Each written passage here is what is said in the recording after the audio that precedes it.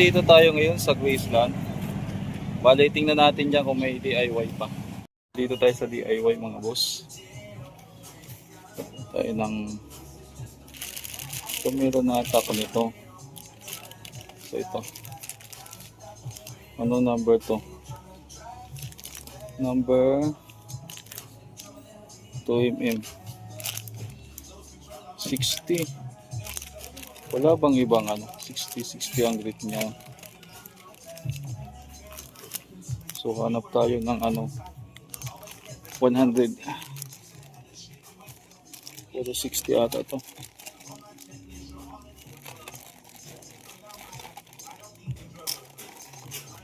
Puro 60. Puro 60. Sige, tsakain na natin to. 60. Yung mga tools.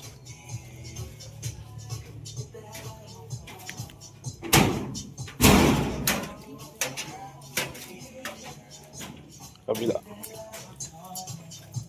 Ay, wala na mga tools dito.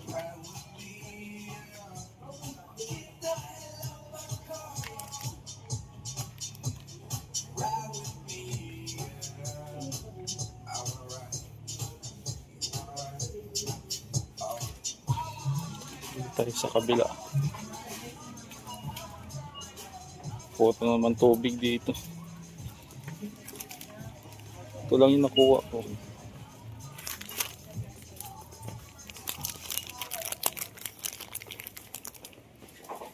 Langis. Wipe out.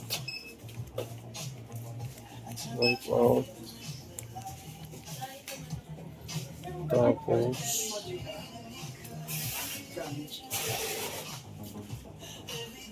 electronics. Hinahanap ko yung ano, soldering iron.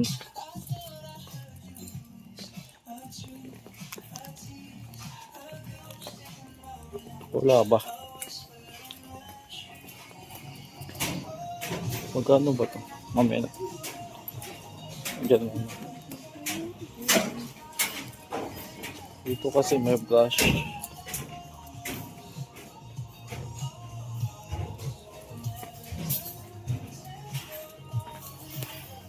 Wala siya soldering iron.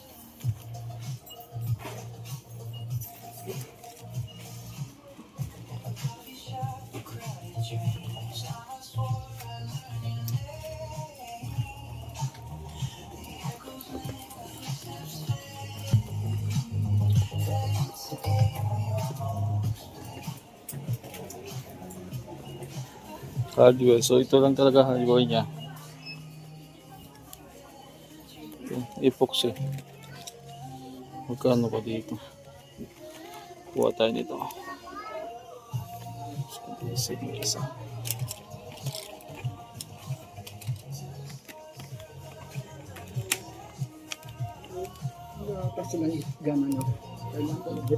Ewan ko nga eh. Sa taas. Baka meron.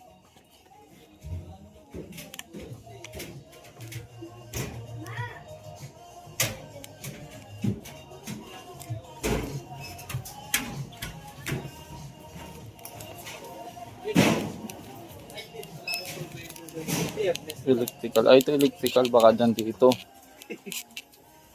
Biyernes. Pwede ko yung biyernes. Ayun. May glue gun. Ito yung soldering iron nila.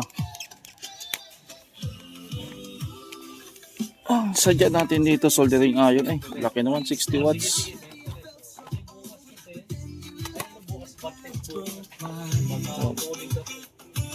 DIY. 30 watts. 60 watts, 30 watts, 40 watts. Malaki naman to masyado. Sige, Merkules. Shoot na po yan, Merkules. 30 watts. Ito yung sa DIY na ano. Subukan natin.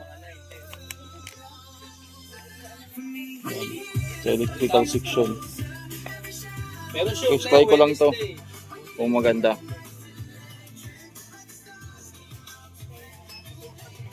Ayan. So wala na. Nakuha na natin yung sadya natin. Ito. Pwede Gcash? Hindi na tayo. Abang na lang tayo ng jeep dito. Yan. Kung magsasara na rin, sarado na rin pala yung ibang ano dito. Ibang store. Pag ganitong oras, madalang na yun.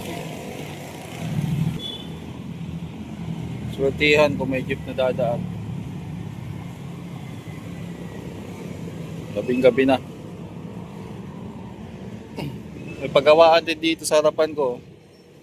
Yan.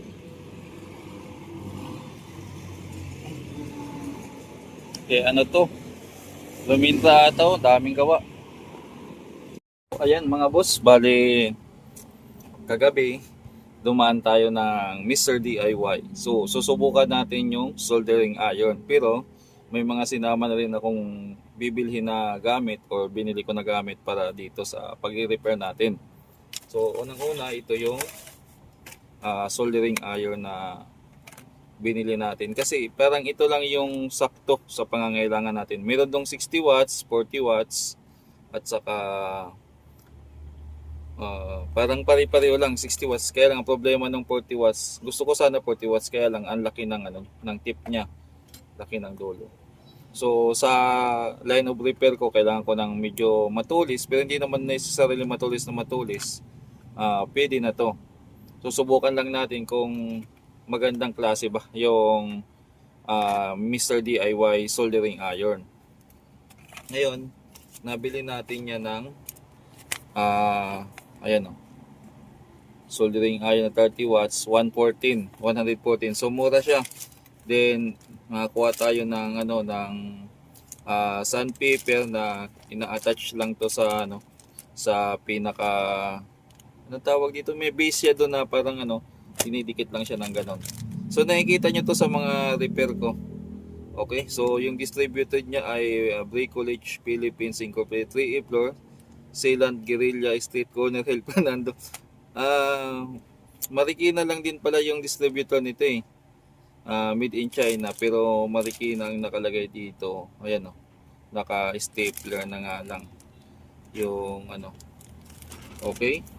So alam ko yung address na to. Doon din ako naghuhulog ng SSS contribution ko diyan sa Sealant building. Then adhesive para tong rugby. Yan. So ginagamit ko to sa pag-repair ng speaker, especially sa mga aging sa cone. Ginagamit natin. Ano pa ba meron dito? Tsaka yung epoxy, yan. Yung Pioneer na plus 5 epoxy ay ang price dito sa lugar namin ay 150 na. Actually kakabili ko lang 150 dito sa lugar namin. Ngayon, tingnan natin dito sa Mr. DIY kung magkano sa resibo. So, sa Pioneer plus 5 epoxy, 115 grams, 104. So, makakatipid ako ng 46 pesos. So, mas mura siya ng 46 pesos laban dito sa mga hardware o kung dito ako sa hardware na bibili. Kaya lang, parang halos ganoon din. Mamasahe ako 26 sa balikan, maglalakad pa. Parang okay na lang din kasi sa 150 hindi ka na magpapagod. Pero kung mamimili ng maramihan, pwede siguro. So try natin to, parehas lang naman ng Din ito namang adhesive ay magkano yan? Ayan, shoe adhesive 27 pesos. Tapos ito namang velcro sandpaper na number 60. So naghahanap ako ng grit niya na 100, wala. So ito na. Ang price naman niya ay 45. So bali ang binayaran ko sa DIY ay 290. Ngayon, punta na tayo dito sa Mr. DIY soldering iron. Nga pala, may mga nagtatanong ng palinis ko, Lucky ang brand ng lacquer thinner. Ayan. So i-upload ko to sa tatlong channel sa simultaneous or interval siguro 3 oras. O pwede kong i-upload ng sabay-sabay siguro. I-exact ko. Tingnan natin kung anong resulta. So ang handle naman niya, plastic. Yung filament niya, yung typical na wire wound, yan. Tapos hindi ko lang alam kung ang kasamang tip ay long life.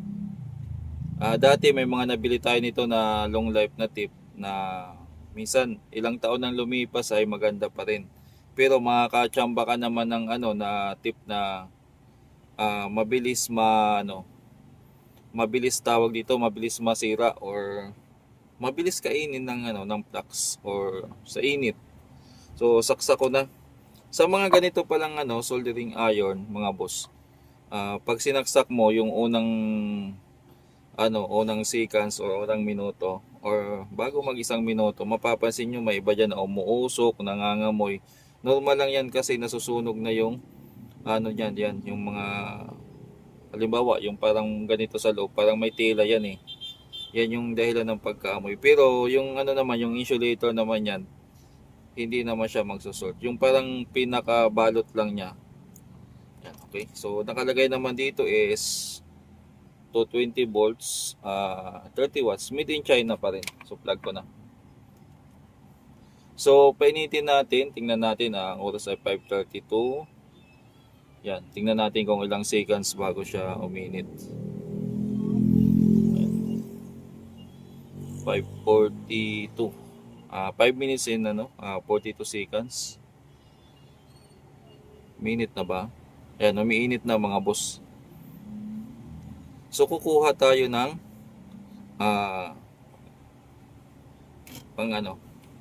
kumpara dito, mas kasi ito mas ito naman yung panghinang ko na to, okay to. Problema lang naman nito kaya ang napansin ko lang dito or ang pinaka dissatisfaction ko na dito kasi masyadong matakaw sa lid kasi gawa ng yung pinaka side niya na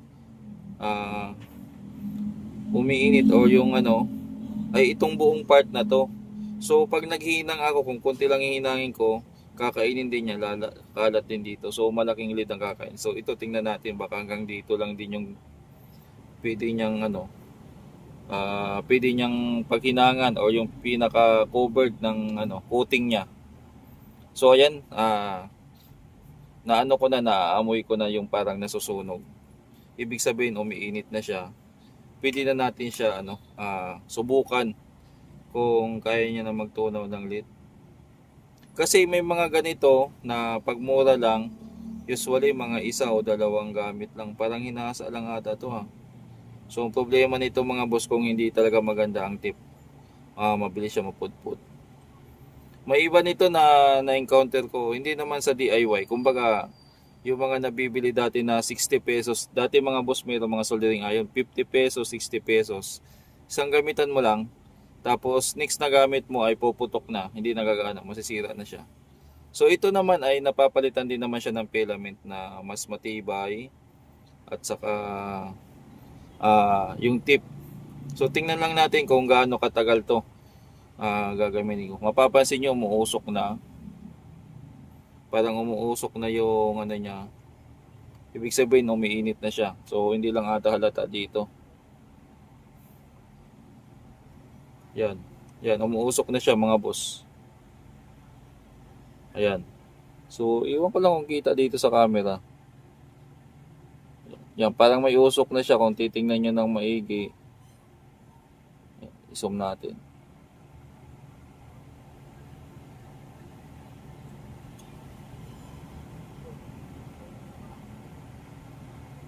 Yan, umuusok na siya.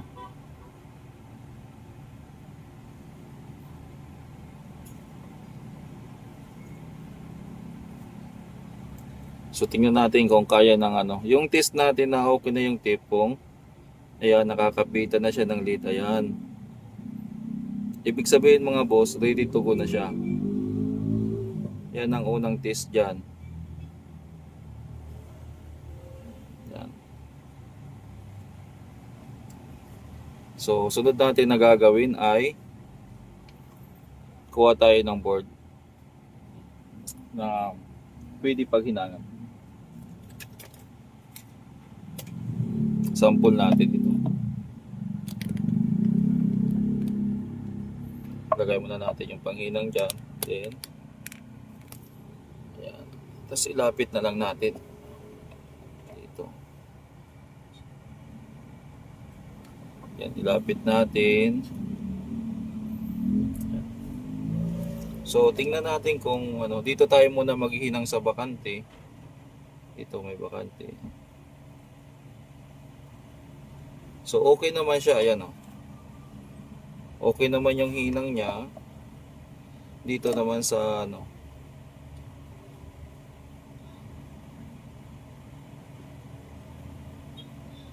So, ito kasi may lead siya na hilaw o may dating lead. So, okay naman. Ayan o. Maganda naman yung hinang niya. Ayan, umuusok na dito yung yan, pinaka-filament niya. So far, okay naman siya. Hanap tayo ng iba pang board. Yung typical na hinihinangan natin or ni-repair natin. Hanap ako dito. Yung sa amplifier sana, no? Para matisting natin. Yung mga ni-repair tayong amplifier dito. Yung nasubukan natin. Ito. Kunyari ito. Maghihinang tayo ng ano ba? Hinang tayo. So pag dito, pwede na nating linisan yung dulo. Ayan. Punas-punas lang. Para hindi kumalat. Ay. So sa ngayon, ito muna ang gagamitin ko sa mga upcoming repair ko para masubukan natin kung kumusta. So ayos naman yung kapit ng hinang nyo pag nag-resolder ka. Ayan. So, matipid sa salid ngayon kasi andyan lang sa dulo yung kalat ng lead. Kasi dati hanggang dito yung sa isa. Okay. Subok tayo maghinang. Okay siya mga boss. So far, atas natin yung camera. So far, okay. Okay naman tong Mr. DIY na pang hinang. Kung may hinangin ka, ito kasing 30 watts, sakto lang talaga sa mga ganito kakapal na PCB. Kapag gusto nyong mas makapal or mas malaki yung mga hihinangin nyo or mas maano, kailangan nyo ng 60 watts. So, subukan natin to. Oo nga pala, kailangan ko din bumili ng 60 watts na. Pag okay to, bibili ako ng 60 watts nila na panghinang. Yan. So, sa mga ganito lang kakapal, pwede siya. Oh, kaya niyang tunawin. So, tayo nga natin gagamitan ng desoldering pump. Kung okay din yung resulta niya pag pagpantanggal ng hinang. So, ito. Try natin. Ayan. So okay din siya mga boss. Maganda din yung tunaw ng ano niya eh. Kasi sa pagtatanggal ng pyesa, unang-una kailangan maganda din yung desoldering pump mo. Then at the same time maganda rin tumunaw yung soldering iron. So yun ang pinakatrabaho. Hindi lang sa hinang, pati sa pagtanggal, okay rin. So maganda rin resulta niya mga boss. Ayan o. Tanggal din agad yung pyesa. So subukan natin kalasin itong isang buong microphone jack. Yan. Subukan natin. Ayan, desoldering ko naman ang nahirapan. Okay. Ito kasing desoldering pump ko din naman na to, pang maliliit lang din siya na hinang. Hindi siya pwede sa pang kaya pag ganitong mga kapalang hinang, nahirapan din siya tanggalin ko muna excess na lead. So bumigay yung panghinang natin. Try natin dito sa malaki yung desoldering natin. Ayun, lakas ng impact. Ay, meron pa, hindi pala natanggal masyado tong isa. Yan, problema nitong panghina ko na malaki o nagkalat o yung desoldering ko na malaki. So natanggal ko din siya ng maayos. Wala rin na damage sa board. So steady. Yan o. Wala namang natuklap dyan. Yan pa rin naman. Okay. So ayos siya. Tingnan natin sa long run kung maganda gamitin yung Mr. DIY na to. Hindi naman sa pinopromote ko yung Mr. DIY na ano, kasi hindi naman to sponsored. Ako din mismo ang gumastos nito at hindi naman ako inutusan ng Mr. DIY na i-promote. Kumbaga personal review natin to. So kung maganda to at saka matagal na rin yung buhay, kung makaabot sa akin to ng ilang months, eh masasabi ko okay na rin.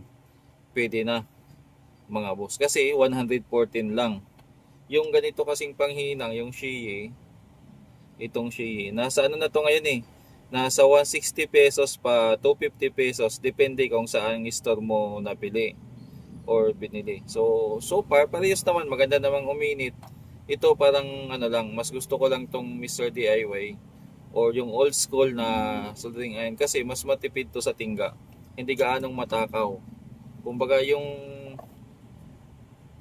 ano niya, yung pwedeng pagkalatan ng lead pag naglagay ka dyan sa tip ay konti lang. Hindi siya malapad katulad doon sa Sheye na matakaw sa tingga. Okay, so hanggang dito lang yung review natin. Then edit ko na to, then upload natin.